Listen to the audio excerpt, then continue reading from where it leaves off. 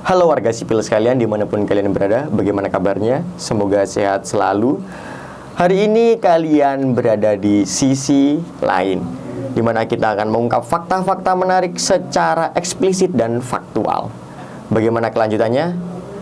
Tonton video ini sampai habis, kita bumper dulu.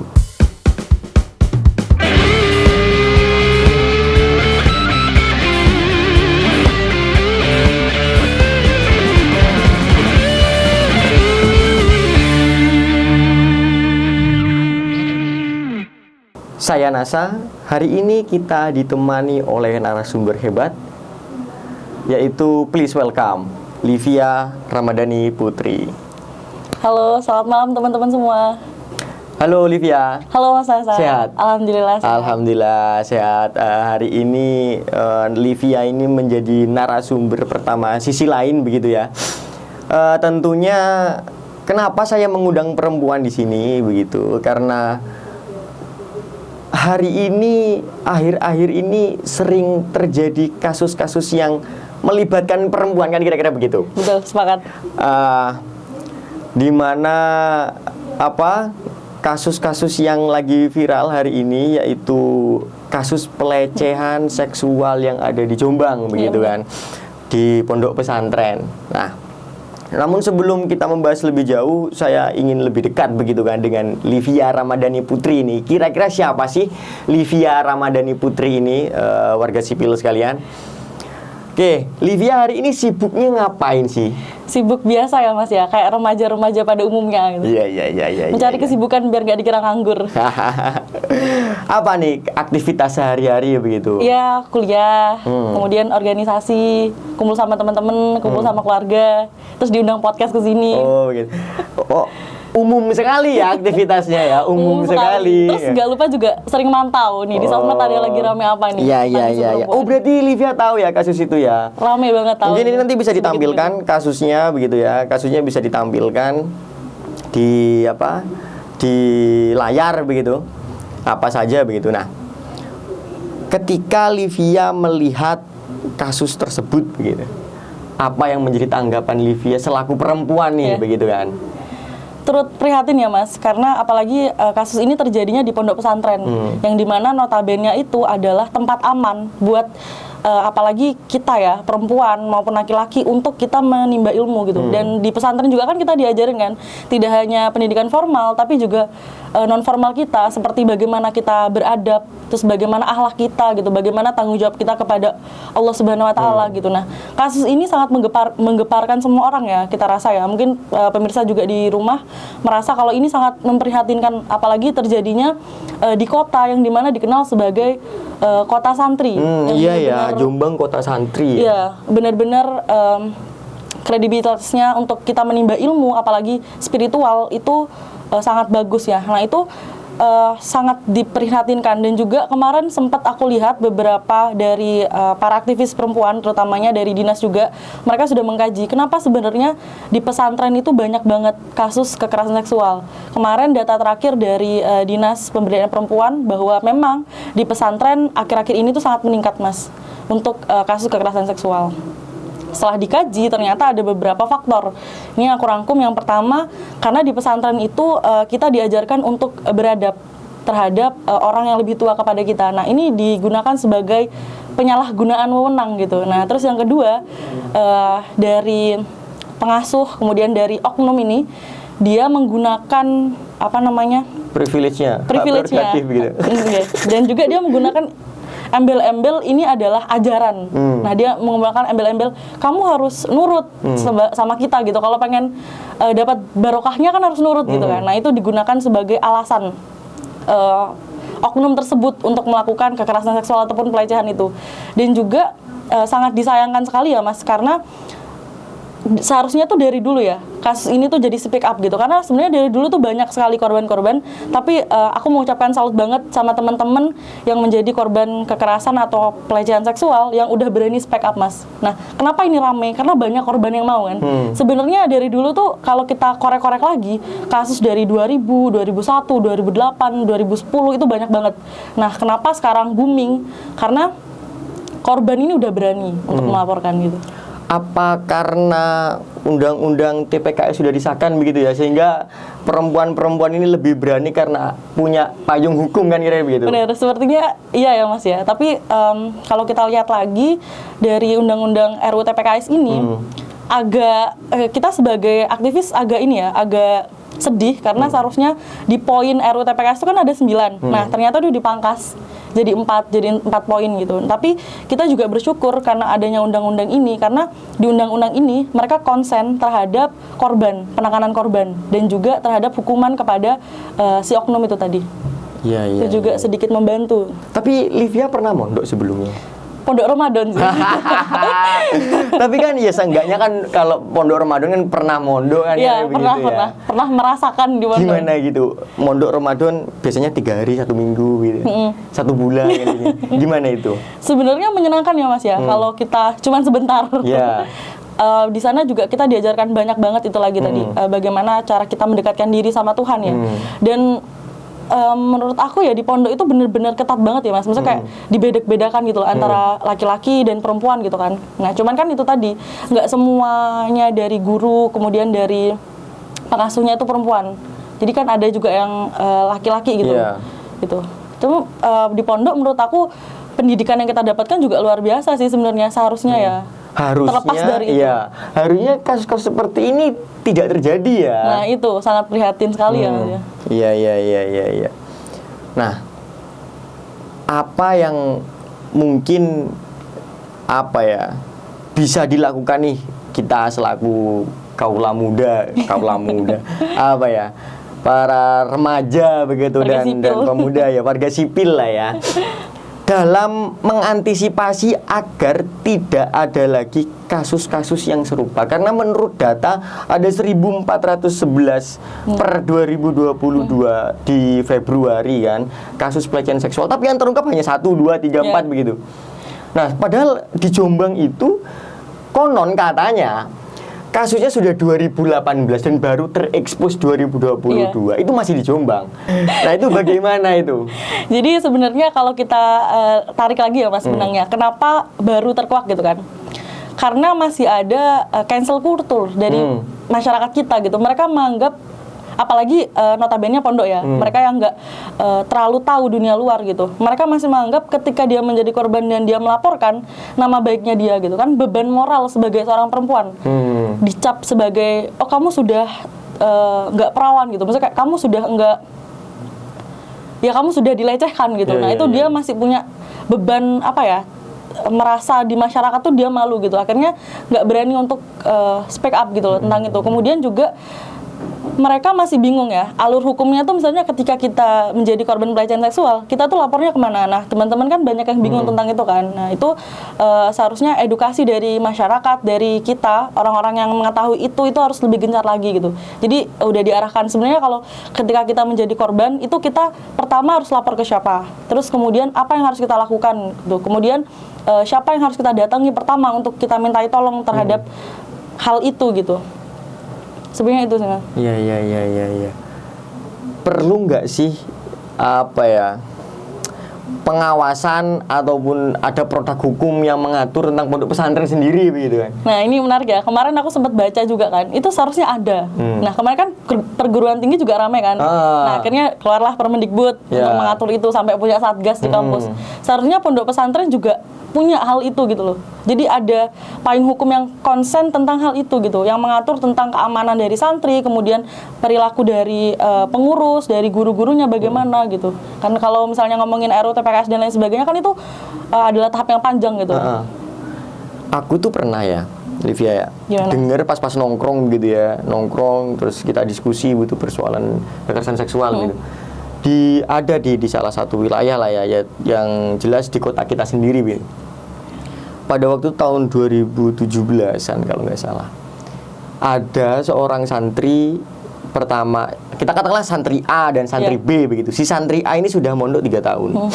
Sudah mondok 3 tahun. Dan memang aktivitasnya di pondok itu sering mijetin pengasuh gitu. Dengan dalih mengabdi. Kalau sudah ada frasa ngabdi begitu kan, itu secara dogmatis kan sifatnya begitu. Sehingga mau tidak mau kita sebagai santri harus melakukan hal tersebut. Setelah pulang dia cerita begitu, aku kok disuruh mijetin pengasuhku ya. Tanya kan akhirnya, ini bunyainya apa Pak Yainya ini? Pak Yai ini. Kan kita kaget begitu. Terus kita tanya gitu, mijetinya bagian mana? Masih batas wajar kok. Oke, batas wajar. Santri clear. Si santri di pondok yang sama tahun 2018, 1 tahun dia masuk kemudian boyong. Ditanya kan sama temanku, kamu masih mondok gitu? Enggak, aku udah boyong. Loh, kenapa boyong? Singkat cerita, si santri B ini ngomong, aku di pondok nggak kuat karena suruh mijetin kok lama-lama nggak wajar gitu. Kita ngabdi tapi kok nggak wajar begitu. Ini salah satu hal yang menjadi petunjuk sebenarnya kan. Itu tahun 2018. Terus kemudian disusul lagi ada kasus ini yang memperkosa belasan santriwati sampai hamil, sampai melahirkan, sampai hamil lagi, melahirkan lagi itu kan. Apa yang salah ini? Apa yang salah kira-kira menurut Livia ini?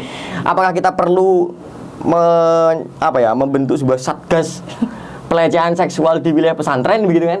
Gimana? Itu memang harus sih Mas ya. Tapi harus kita garis bawahi lagi ya teman-teman, bahwasannya ketika kita mau mencegah itu harus dari kita sendiri gitu loh. Jadi mulai sekarang kita harus membiasakan kalau kita ngomong tentang sex education itu bukan hal yang tabu gitu. Jadi jangan merasa ketika kita mengajarkan kepada anak kita, adik kita bahwasannya kayak payudaramu nggak boleh dipegang, kemudian ada bagian tubuh yang nggak boleh pegang. Itu seharusnya bukan jadi hal yang tabu ya.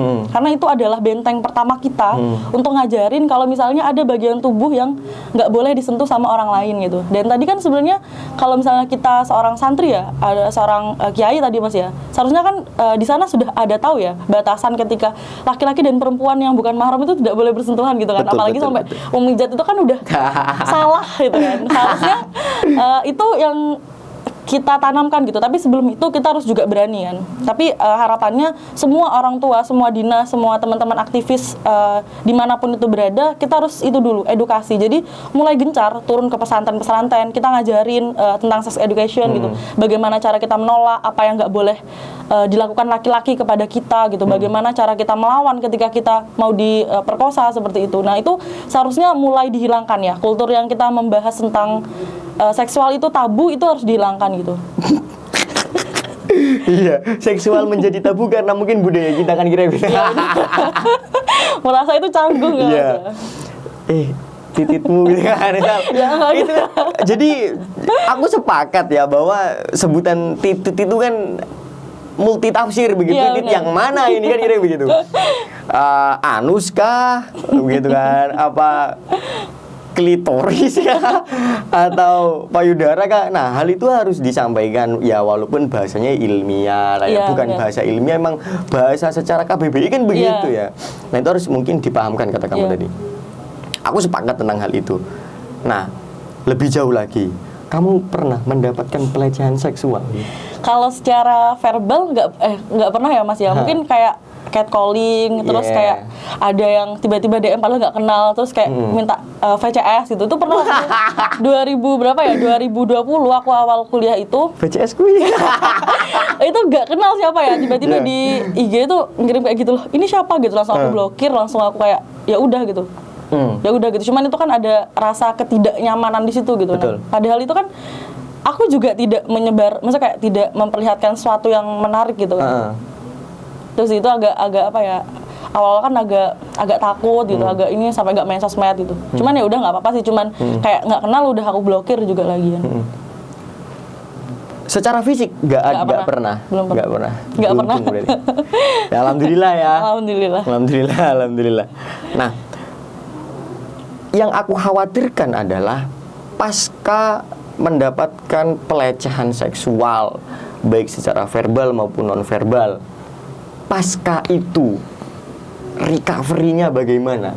Kok kamu bisa mulai dari yang awal yang trauma main sosmed begitu kan, dampaknya kan akhirnya mulai lagi.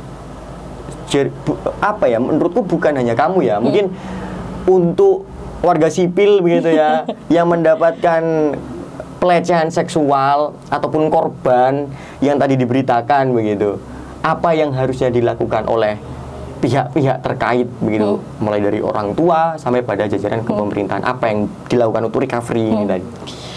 Sebenarnya kalau kemarin karena aku langsung lapor ya ke orang tua ya, langsung ngomong kayak, "Ma, ini ada yang kayak gini," gitu. Terus mama aku langsung marah, "Ini apa gimana?" gitu. Udah langsung ditangani, udah selesai kan. Maksudnya kayak, ya aku ngerasa aman karena ada orang yang jagain aku gitu. Nah, aku harap orang tua di luar sana, kerabat, keluarga siapapun, ketika kalian tahu keluarga kalian atau teman kalian itu menjadi korban, itu tolong langsung dijaga, langsung langsung kalian tuh jadi benteng, langsung tanyain kayak, "Kenapa? Tenang aja, ada kita di sini kok." Nah, itu juga awal pertama buat mereka recovery sama mentalnya. Tentu kalau misalnya apalagi ketika dia sudah diperkosa ya, itu panjang banget Mas, karena ada trauma, kemudian dia takut ketemu sama orang, apalagi kalau sampai hamil, itu kan panjang ya. Kalau sejauh ini, kalau di Banyuwangi sendiri, aku kemarin sempat ketemu sama Ketua Dinas Pemberdayaan Perempuan dan KB, beliau sudah ngomong kalau di Banyuwangi itu ada rumah aman buat teman-teman yang pernah menjadi korban kekerasan seksual ataupun pelecehan, itu langsung aja datang, nanti kalian akan didapatkan terapi yang gratis dari sana, dan itu cukup bagus buat aku. Nah, jadi buat teman-teman semua, supportnya itu dari banyak kalangan gitu, jadi nggak hanya keluarga tapi siapapun gitu, dan keluarga pun harus membawa ke jenjang yang lebih serius lagi. Betul. Gitu, jadi biar selesainya itu langsung mendasar. Sepakat gitu. Kalau itu sih. Dan tentunya kita yang sudah tahu kasusnya dia gitu, ojo dirasani kan kira-kira gitu ya, jangan digibahin kan gitu. Dia loh habis dilecehkan kan. Itu salah satu upaya paling sederhana yang bisa kita lakukan, yang dimulai dari diri kita kan. Sepakat sih kalau itu. Dan juga kadang prihatin kan Mas, ketika kita nonton berita itu malah si pelaku ini disensor. Seharusnya kan nggak usah. Nah, kemarin itu juga aku pernah baca di satu buku ya, cara kita untuk biar orang ini merasa jera, kasih lihat aja identitas dirinya dia siapa gitu. Nah, jadi dia tidak akan melakukan lagi gitu. Jadi orang-orang tuh pada tahu gitu. Itu adalah sanksi sosial yang harus didapatkan oleh si pelaku sih. Jadi kan kadang si pelakunya disensor, kadang korbannya malah semua orang penasaran korbannya siapa gitu, bukannya nanya pelakunya siapa gitu kan. Itu kan ada lucu kan kadang. Nah, itu kultur-kultur yang harus dihapuskan sih, biar kita juga membantu si korban, biar kita jadi orang yang bisa membantu trauma healingnya beliau gitu. Iya. Jadi tadi ada rumah aman ya dari dinas.